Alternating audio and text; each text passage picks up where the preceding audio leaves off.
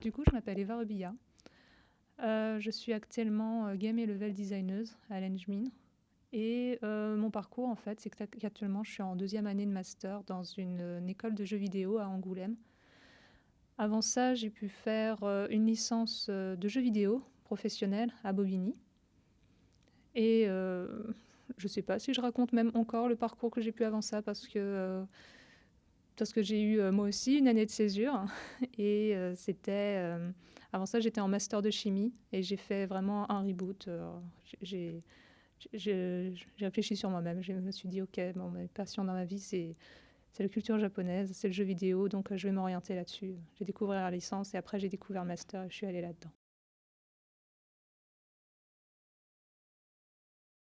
Du coup, moi, je suis en spécialité game design. Il y en a plusieurs dans mon master.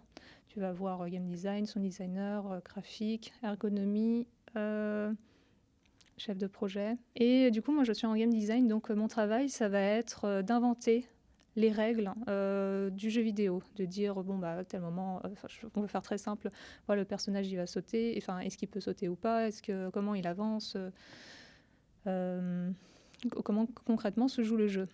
Et moi, ce que je préfère dans mon travail, ça va être plutôt la partie level design, c'est-à-dire prendre les mécaniques, prendre les règles du jeu et ensuite construire le niveau, réellement dessiner une carte ou bien être dans le moteur de jeu, le logiciel, pour pouvoir créer le niveau à la main et ensuite itérer, faire des changements selon les retours que je peux avoir. Les références, du coup, voilà, j'ai beaucoup de... je disais, j'aime beaucoup la culture japonaise, donc je pense que ça m'influence pas mal. Mais après, comme je joue aussi beaucoup à des jeux vidéo, maintenant j'ai un peu l'œil pour voir ça et donc je regarde les niveaux, comment ils sont construits, qu'est-ce qui marche pas. Parfois, je prends le temps de les analyser ou parfois je prends le temps pour dessiner même l'intégralité d'une carte dans un jeu. Mais après, on n'est pas... En termes de références, on peut avoir beaucoup de références qui viennent du cinéma, de la BD ou quoi que ce soit, peu importe. C'est un milieu à la fois de programmation, mais à la fois artistique. Donc tu peux avoir n'importe quelle référence, ça peut toucher vraiment à tout.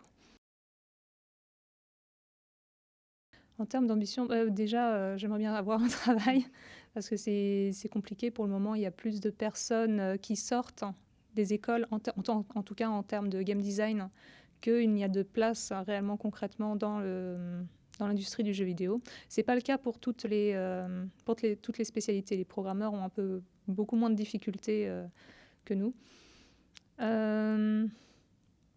Sinon, en termes de thème, généralement, je me laisse un peu porter par l'équipe avec laquelle je suis accompagnée et je suis plus attirée. Moi, j'aime beaucoup tout ce qui est puzzle game. Donc, parfois, j'en imagine des puzzles, tout simplement, des jeux vidéo un peu casse-tête. Mais non, sinon, vraiment porté par l'équipe. Eh bien, écoutez, il y a beaucoup de références sur Internet aujourd'hui, que ce soit sur YouTube, des personnes qui parlent de jeux vidéo, qui parlent de leur métier, que ce soit de Game Spectrum, ou bien il y a des conférences GDC où tu as vraiment des développeurs qui vont parler de tel point précis dans leurs jeux vidéo, comment ils s'y sont pris. Donc, si vous êtes curieux de ça, vous pouvez aller voir ça. Pas mal d'écoles de jeux vidéo en France. Mais bon, voilà, l'Engmin, c'est la seule qui soit, entre guillemets, gratuite. Elle est publique. Et elle est vraiment cool parce qu'il y a ce côté très inclusif et très pipou. Comment les inciter à se lancer Non, tenter le concours. Et parfois, il y a des personnes au bout de 3 fois, finalement, ils y arrivent.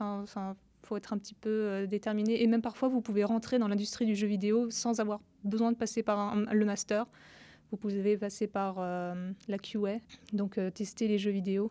Et selon l'entreprise, le studio dans lequel vous êtes, vous pouvez très bien grimper les échelons comme ça, passer juste au game design. Ou même si vous m'envoyez une annonce de jeux vidéo sur LiveJV, c'est vraiment des annonces.